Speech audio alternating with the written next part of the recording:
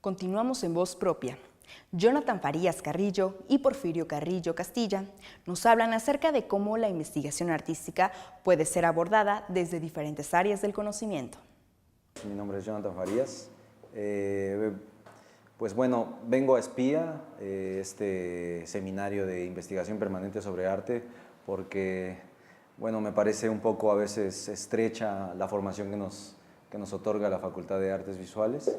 En realidad estoy buscando personalmente jalar un poco más las cosas que sé hacia puntos en los que llegue un momento en el que pues me sienta un poco mejor conmigo mismo. Espía me ha otorgado incertidumbre, mucha más que claridad, pero me parece que la luz siempre se encuentra al final del túnel.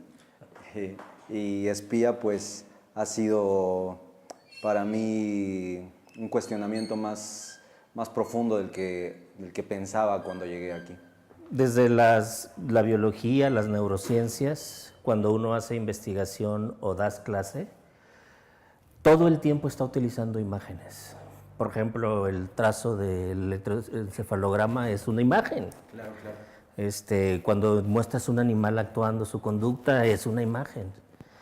Y entonces, si bien es cierto que la ciencia produjo esas imágenes, me parece que solo la investigación en artes puede desvelar completamente lo que es imágenes. Si no, te quedas como muy corto en la explicación, ¿no? Pues quizá de las cosas más interesantes que tiene la construcción artística es pues sus casi invisibles enmarcaciones sobre a dónde llegar con un punto, ¿no? Es decir, que la biología sí tiene un punto al que responde un poco, o las ciencias siempre tienen como una puerta en donde tiene que decir, bueno, ¿qué encontraste con todo el trabajo que has hecho? Y el arte no del todo tiene que hacer eso, ¿no? Quizá las limitaciones se encuentran cuando tenemos una presentación en una exposición o cuando hay que parar una parte de un proceso, pero me parece que el arte tiene una de las características más libertarias de todas las disciplinas, ¿no? Sí, sí, y cuando yo me encuentro con esa limitación, pues vengo espía. Bueno, no sé si en todos los seminarios de investigación que existen en el mundo y en otras latitudes suceda lo que nos sucede, que en este grupo en especial, que somos participantes de muchas carreras distintas al arte, no solamente somos personas que se dedican a la creación artística, sino pues estás tú como biólogo, está Jimena, que no es exactamente creadora de arte, sino más bien historiadora de arte, hay videoastas, en fin, ha habido una importante variedad de disciplinas de sus miembros que han hecho que los diálogos sean más ricos que los que solamente tenemos a veces estrechamente los artistas. Claro, y eso ayuda muchísimo porque no nada más la guía o coordinación de Natalia nos va instruyendo, sino entre nosotros mismos, simplemente al escucharnos las 3, 4 horas que estamos en el seminario, es un aprendizaje enorme. Te das cuenta que el abecedario que traías para explicar lo que tú creías que explicabas se quedó muy corto y hay que recurrir siempre a otras miradas, a otras disciplinas, dudar de lo que estás viendo y sobre todas las cosas pensar, como hemos llegado a los acuerdos en el seminario, que ninguna creación científica o artística, humanística o lo que sea, es una obra acabada, sino está en constante proceso. Y la investigación en arte siempre nos dice, tranquilo que estás en un punto de un continuo, no creas que el continuo claro, lo estás viendo, ¿no? Y además que la construcción de propuestas artísticas en realidad es porque parece ser parece ser que estamos revisando cosas exteriores a nosotras, pero los últimos días me he percatado que en realidad todo el tiempo estamos en nuestro interior, dialogando con nosotros y extendiéndonos un poco con los otros para que en una especie de intimidad estamos en una exterioridad. ¿Quién lo diría que hacer biología de uno es también hacer arte? Claro, claro. Bueno, quizá antes de venir aquí no lo hubiéramos entendido. No, así. obviamente, obviamente. Y bueno, y en nuestros procesos también ha sido algo bien interesante, al menos personalmente, ha sido además rápido porque Espía apenas va cumpliendo un año y de cuando empezamos a ahora que nos encontramos, que no hemos terminado, sino que estamos también empezando, pues ha habido una transformación en nuestras propuestas, en nuestras maneras de abordar lo que creemos que ya sabíamos cómo se abordaba, ¿no? Así es, sí ha sido muy enriquecedor y creo que es una construcción comunitaria de una verdad provisional que seguramente el próximo miércoles vamos a poner en duda.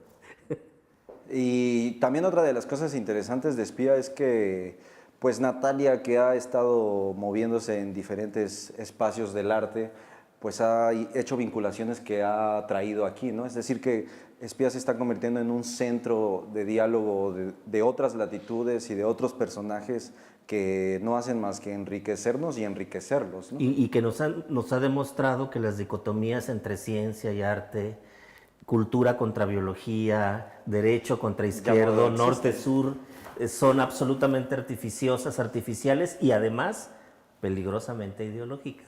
Claro, a veces no nos damos cuenta que estamos sosteniendo una idea que no es exactamente la que nosotros queremos sostener, ¿no? Así es. No sé, creo que también a futuro espero que poco a poco vayamos haciendo cierres de proceso que no son finales, pero que son stops para poder pues darnos cuenta cómo estamos avanzando, pues un poco más, mucho mejor estructurados, ¿no? Creo que al estar como todos entendiendo de una manera el arte o la idea de la creación artística y de repente el choque que tuvimos aquí, todavía me parece que no hemos cuajado del todo un resultado aún o un como pequeño stop de un proceso tan que nos sintamos tan bien con él, ¿no? Y eso está muy bien porque cuando estemos completamente satisfechos con algo, quizá necesitamos una pistola para terminar nuestra vida, ¿no? No, yo creo que no. Necesitamos profundizar en las lecturas y en el trabajo de Espía. Cuando estemos muy satisfechos, corramos Siempre con habrá Natalia. algún puntito que pueda seguir siendo Así dialogable, ¿no? Gabriela Hernández Olivares y Dulce María Castañera Rose nos hablan acerca de los proyectos que realizan en el Seminario Permanente de Investigación Artística. Pues yo soy Gabriela Olivares.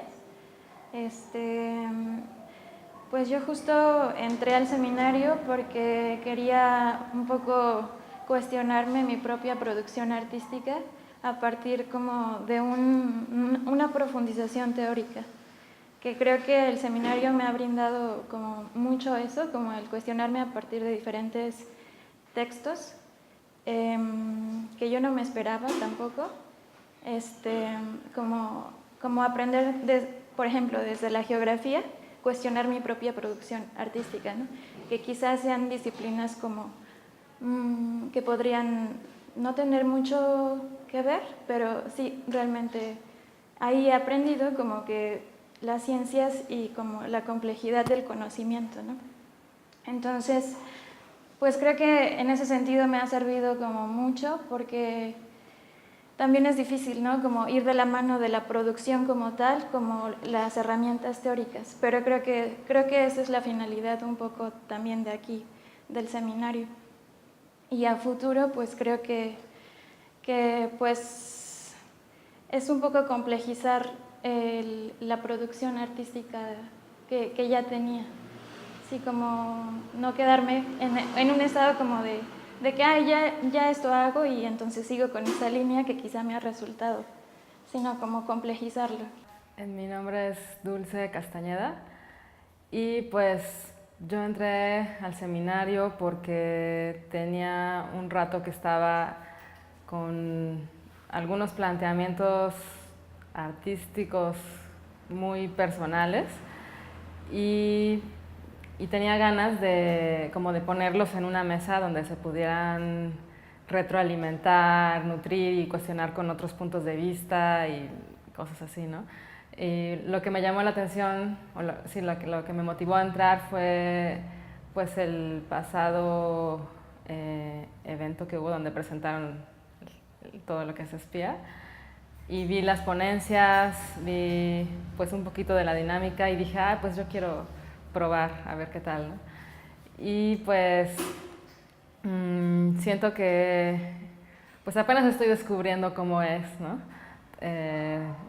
Llevo poco tiempo, pero me ha gustado, pues por ejemplo, bueno, yo trabajo mucho desde el cuerpo y desde las artes visuales o plásticas, y entonces de alguna forma es pues tratar de traducir algunas ideas o impulsos, pulsiones creativas yo le llamo, que traigo, en palabras, en ideas, y bueno, y además cuestionarlas. Creo que esto es, o siento que esto es lo que, la dinámica que se da mucho en este seminario, como que cada quien trae algunos planteamientos personales y alguna obra quizá ya, un trabajo ya previo, pero siempre trata como de problematizar nuevamente y replantearse a partir de lecturas, de un contexto de cómo ha sido la evolución del pensamiento, o sí, ¿no? Desde nuestro punto de vista socio-geográfico, político, en general, hacia, pues sí, como recontextualizando y repensándolo y viendo qué nuevos sentidos da. Natalia Calderón García, coordinadora del Seminario Permanente de Investigación Artística, y Brenda Caro Cocotle, académica del Instituto de Artes Plásticas, nos hablan acerca del uso de los mapas geográficos en la investigación artística, uno de los temas que se abordan durante el seminario. Para este módulo o espacio que estamos teniendo ahorita, que es el eje de anticartografías y pensamientos del sur, invitamos a la doctora Brenda Caro Cocotle, porque nos puede compartir mucho de su experiencia en las cartografías artísticas, sociales y gráficas, ¿no? Entonces queríamos que nos compartiera esa experiencia que ha tenido, que nos nutra con su mirada, y así está proponiendo unas actividades en el seminario. Sí, bueno, fue proponer un poco hacer una revisión de el mapa que ha tenido, yo creo que a partir de la década, sobre todo en la década del 2000, ¿no? Dentro de tanto de las ciencias sociales como de las humanidades como de las artes, el mapa se empieza a convertir en un objeto tanto de crítica como herramienta de trabajo, ¿no? Entonces empiezan a surgir muchas iniciativas que hacen lo que yo denomino hackean el mapa o hackean la cartografía, y con las mismas herramientas de la cartografía o los mismos presupuestos que establece el mapa, que ha sido utilizado durante mucho tiempo como un dispositivo de control y un dispositivo de representación, de alguna manera tanto colonial, por denominarlo de alguna forma, como epistemológica. Muchas de estas iniciativas lo que están proponiendo es hacer una serie de cartografías críticas o de utilizar las mismas herramientas cartográficas para revelar otro tipo de relaciones que usualmente no quedan desveladas de manera, o no quedan fácilmente desveladas en los mapas tradicionales. Entonces, ¿cómo se relaciona esto con el campo artístico y en este caso con la investigación artística? Bueno, si nosotros vemos el mapa como una herramienta que permite develar un territorio, entendido un territorio como una serie de relaciones, no como un espacio geográfico, sino como una serie de relaciones y de posiciones y de posturas, el mapa puede ser una herramienta en el proceso de investigación artística. O sea, si bien hay iniciativas que sí proponen el mapa como el producto final artístico, ¿no? O sea, el trabajo del artista es elaborar un mapa, elaborar una cartografía, proponer una cartografía como una representación visual y desde esa perspectiva una manera distinta de ver un fenómeno, de ver el mundo o una representación visual. Sí, ya en el proceso de investigación artística creo que el mapa, al dar cuenta de cómo es, de este conjunto de relaciones y cómo se está generando un conocimiento, cómo se está generando un proceso, puede ser una herramienta muy útil para poder encontrar caminos para perderse, para poder desvelar otro tipo de variables o bien otro tipo de preguntas que probablemente otro tipo de metodologías no te permita, ¿no? O sea, creo que eso creo que lo sabes mejor tú que yo. La metodología en la práctica artística es quizá uno de los elementos más difíciles de abordar. O sea, ¿cómo construyes una metodología para el proceso artístico, ¿no? No puedes aplicar simplemente decir, bueno, voy a aplicar un estudio de contraste o voy a aplicar un método cuantitativo. O sea, te enfrentas a un tipo de trabajo que te exige repensar de manera constante cuáles son tus metodologías, cuáles son tus límites, cuáles son tus preguntas. No hay un momento fijo, sino todo el tiempo estás cuestionándote, todo el tiempo se está moviendo. Entonces creo que el mapa puede ser una herramienta muy útil para empezar a desvelar las relaciones que están alrededor de tu construcción de conocimiento. Entonces creo que desde esa perspectiva el mapa puede ser muy útil para la investigación artística. ¿Nos podría entonces ayudar a pensar que no hay piezas de arte u objetos fijos, sino más bien procesos en devenir, conocimientos que se van construyendo? Sí, creo que es, así como lo has expresado, es... Que se van construyendo además alimentándose del terreno en el que están, ¿no? Y ahí lo podríamos relacionar un poco con esto de los conocimientos situados, así ¿no? Es. Entonces, en el caso de la investigación artística y de este módulo que estamos trabajando de conocimientos del sur, me interesa que nos cuentes un poquito qué es esto de los conocimientos coloniales o cómo es que se ha utilizado el mapa como una herramienta de dominación. El mapa se ha visto desde el punto de vista de muchos de los pensadores decoloniales como Boaventura dos Santos, a Abel Quijano, Rita Segato, etc. El mapa se ha visto como un dispositivo colonial por excelencia, o sea, en el sentido de que el mapa es una invención, primero es una invención moderna, es una invención del siglo XVI en el cual se cree que el mundo es posible de ser conocible y ser dominado, pero sobre todo el mapa es un dispositivo que va a acompañar al surgimiento de los estados nacionales en el siglo XIX y la segunda oleada de expansión colonial. Entonces el mapa de alguna manera es una forma en la cual o a través de la cual se generan procesos de apropiación territorial, por un lado, física, pero también política. A la hora que se trazan los mapas o que se traza el mapa, se estaban expresando relaciones de dominio y de posesión. Entonces, muchos de los pensadores decoloniales empiezan a criticar precisamente el mapa como dispositivo colonial, válgase la redundancia, empiezan a cuestionar cómo es utilizado, cómo fue utilizado durante mucho tiempo como una forma de control hegemónico, como una forma de representar un dominio sobre un territorio determinado, y empiezan a proponer cuestionar la racionalidad que está detrás de la cartografía, la racionalidad que está detrás del mapa, a cuestionar las relaciones que impone el mapa en términos de norte, sur, centro, periferia, distribución, medida, pertenencia, orden político, jerarquía, y lo que empiezan a proponer es entonces pensar el mapa desde otro punto de vista. Entonces, trastocar un poco la lógica o la racionalidad que estaba del mapa que se venía heredada del pensamiento colonialista del siglo XIX. Y en ese caso también nos toca en el campo del arte cuando la racionalidad se está sobrevalorando hacia la intuición, hacia lo afectivo, hacia lo sentimental, ¿no? Hacia otras formas de conocimiento. Exactamente, creo sobre todo en este momento en lo que es el ámbito artístico. También creo que se está también rebatiendo o se está cuestionando mucho los propios límites disciplinares del arte. O sea, creo que también durante mucho tiempo se generó un paradigma alrededor de qué sí podía hacer la investigación artística y qué era lo adecuado de hacer desde la investigación artística.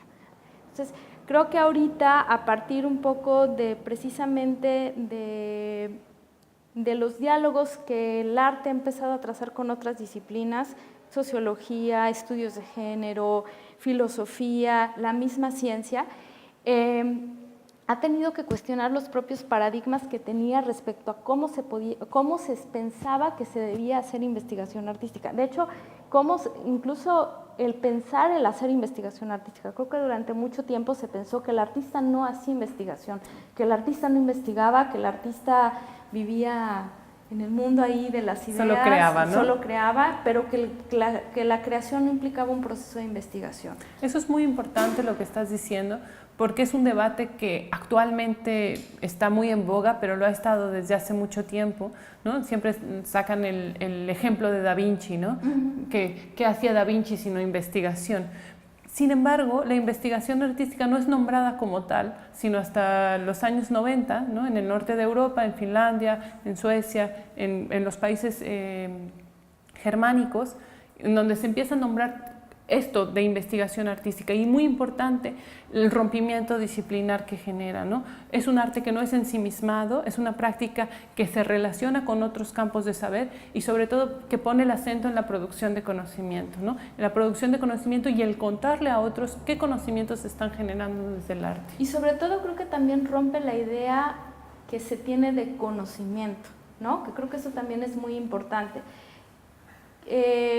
En un momento en el cual también se están reivindicando otras categorías epistemológicas como saber, ¿no? Que creo que eso es algo que también está ahorita muy en discusión en el campo de la epistemología, ¿no? El reivindicar una serie de saberes en un momento...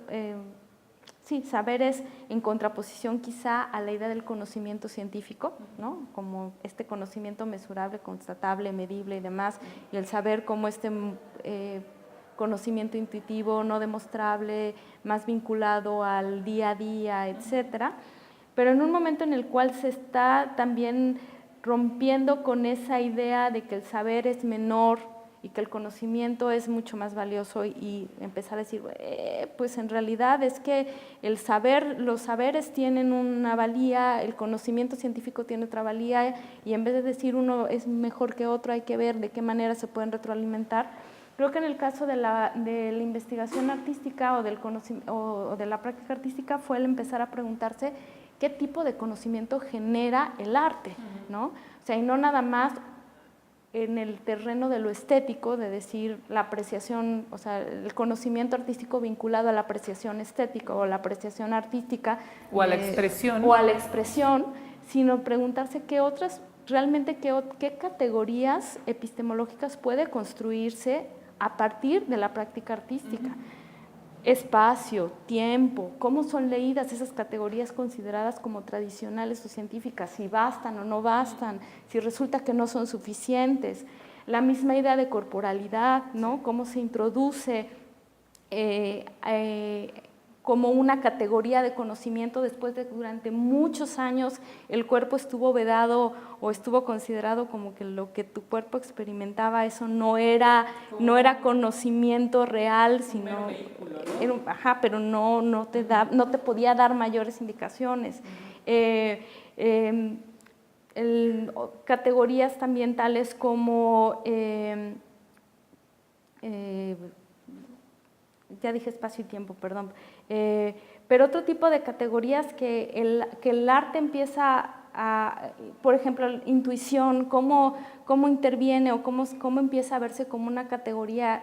Usualmente también la intuición era vista como una especie de mal menor, yo diría de mal menor, ni siquiera de saber, de mal menor, pero cómo la intuición de momento se propone como una posible o un eje de orientación de conocimiento artístico, etcétera.